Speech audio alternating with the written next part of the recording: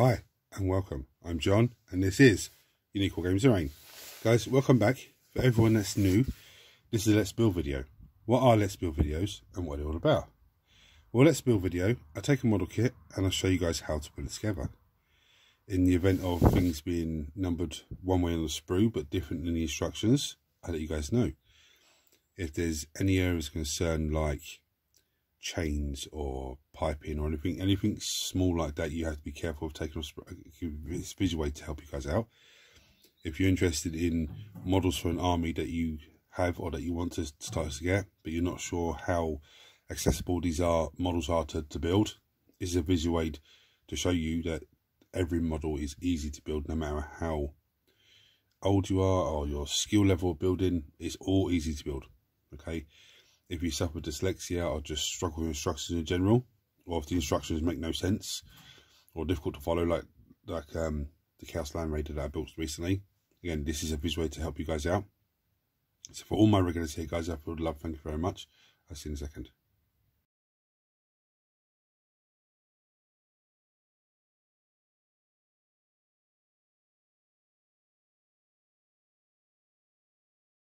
Right, so what am I building today on this video? I'm going to build a Patriarch. A Patriarch from the Genestealer cults army. I think you can use it as a Broodlord, I think, as well. But this is the model in question. Now this sprue is from the Shadow Throne box. It's I started the custodians the other day. But this is the guy they're going to build here. But don't panic, I'm not going to do him then go to the Scoldies and do something, then do nothing like these guys. You know, they are in the mix, but they're not going to be focused on fully. I'm going to be shifting and changing between different bits and pieces. Anyway, tools needed as usual. Mold line scraper. Now you can use a hobby knife or some sort of surgical blade, but if you're using a bladed tool, just be careful because it's sharp and you don't want to cut yourself. And just let anyone in the house know you're using a bladed tool so nobody scares you by accident. Clippers, most useful part of our kit, because you can't get off the sprue without clippers. It makes life a hell of a lot easier. I do have some sanding sponge, sanding block. So this is sanding block. It's basically a foam with sandpaper on the side. Okay, and that's what happens to it when it starts getting used up. You can get sanding block or sanding sponge from a hardware shop. It's near the sandpaper or the wallpaper, somewhere in between. You know, something like that. This is such great material to use for cleaning stuff down, because you can get into little nitty gritty bits. You can bend this up and get into little bits even more. I do this plastic kit, so I have plastic glue. There is super glue at hand just in case, but I don't think I'm going to need it. Now, for everyone that's new, what we do is we now have a look at the sprue in question and ascertain what's what. The reason we do this is make life easier, because sometimes you look at a sprue and there'll be 200 pieces. You'll be like, oh, what the hell am I going to, where do I start here? When you start breaking it down, you already know what you're doing. You're at least, well, 25% of the way know what you're doing. And then as soon as you start taking those pieces off that you know what's what, the rest of the sprue then starts looking so much easier. But however, this sprue, just stick myself in his little talon.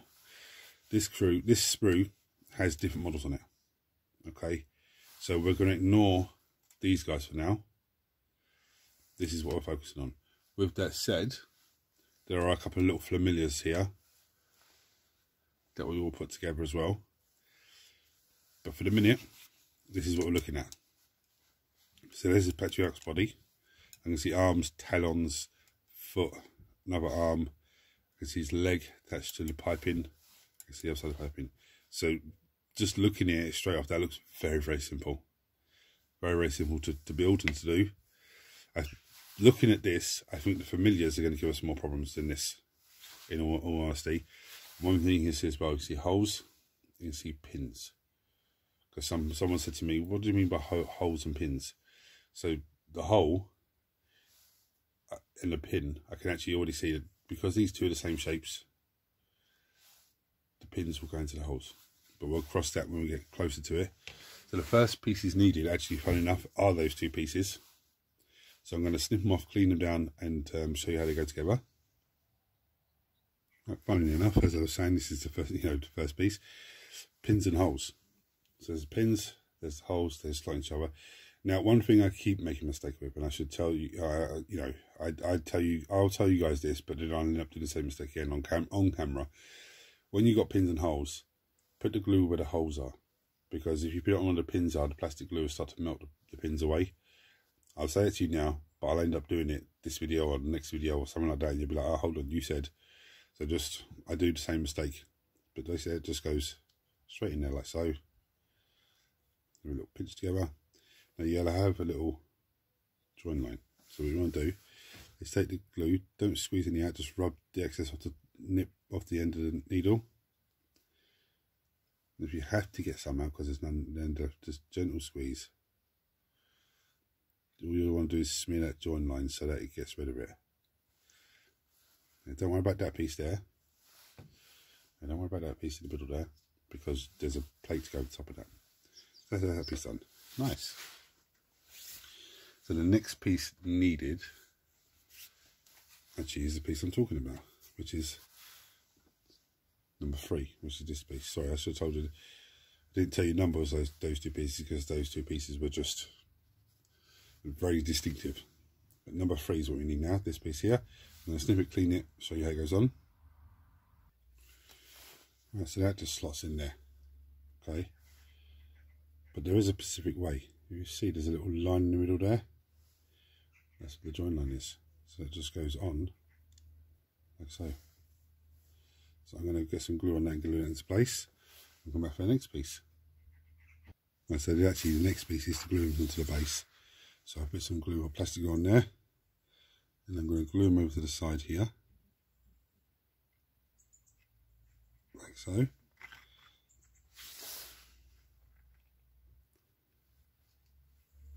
That gives me a nice, because it's going to be here. Now, with this model, in the Genestealer Cult Army and in the Tyranid Army, he can only lead units of Genestealers. Now, I've already built Genestealers on the channel. These are the old ones. The new ones will be arriving up whenever they arrive up, and I'll be having some of those as well. But his rules are pretty good, actually. Infiltrator, Scout 6 inches, and I think Genestealers have Scout 6 inches as well. So I think that what that means is that in the movement phase they can actually move an additional 6 inches, which is quite handy. And he gives them, is it devastating wounds? I think it is, which is absolutely amazing. But there's no shooting in the unit, so it's all close combat weapons. Right, so the next piece that we need is number 4, which is his body, and number 5, which is his other leg. So I'm going to snip them, clean them, show you how they go together. Right, so this body, this leg, glues into there. Okay, the bottom circle glues into there like that. Okay, because in the foot here, the bottom of the foot, there's a little weird bit to it. That then glues in there like so. Okay, but you glue it to the body first. Don't try and glue that into the pipe and then glue the body in, because you're going to be in a whole lot of problems. So I'm going to glue that into the body, then I'll come back and show you how to glue him into the other leg. Right, so this piece actually glues in into here. Yeah, so you can put his foot on the bottom there. That's how it glues in, so he's standing up on it with his prehensile tail, I think it's called, coming through his legs. I'm going to glue that into place, and then I'll come back then for the next pieces. Right, the next two we need is number 9 and number 8. Number 9 is the one with the claw coming forward like that. And number 8 has a Space Marine helmet, this grasp. So I'm going to snip those off, clean those down, I'll show you how they go on. Right, so this is very straightforward. So the hand with a Space Marine in it, there is a funny square peg at the top. Yeah, that goes in. The one down here. Yeah, it goes in the bottom one. Okay, like so. And the one with the talon, again, there's another funny little square peg that goes in the top here, like so. Okay, I need 2 holes.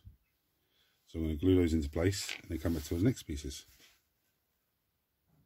Right, so the last 2 pieces are number 6 and number 7. Okay, I'm going to snip off, clean them down. Now, this one will go exactly the same, but on the other side, there's 2 holes left. I'll show you. So number 6, which is this hand, will go in the bottom hole here, and in number 7 will go in the top hole here. So I'm going to snip them down, clean down, glue them into place, and we'll come back then for the next piece. And here we go. Very straightforward. He actually looks like he's actually trying to use some sort of psychic power. Now, when you're at this stage, if you notice any mould lines, yeah, not just to what I've got in front of you, but when you're building your own one, don't panic. Because when it's all dry, and the glue's all cured and everything else, it becomes one solid piece of plastic. That's where you come in with a sanding sponge. If you have to come in with something like this, then, you know, just be gentle. I would say to you guys, with this, these are sharp, these claws. The spikes on top of his head are sharp. So just be careful. Now I can see a mould line there in between the spikes that I've missed, but that's not an issue. I can come back and do that afterwards. So the next pieces needed, I'm going to make 2 familiars now. So we need number 14, which is this piece, and number 15, which is this piece. So I'm going to snip and clean them. I'll show you how they go together. So it's very straightforward. So number 16 goes into number 15, like so. Yeah, and I can already see a few bits of plastic that I've missed, but I can give them his arm there. I can give that a sand down afterwards. And this all goes on a 25mm base. We get some glue on there.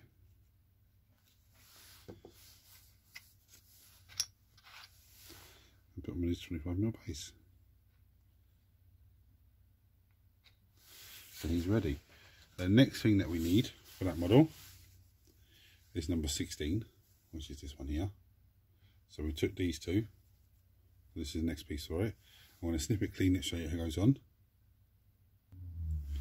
Right, so the head, I'll pick it up now.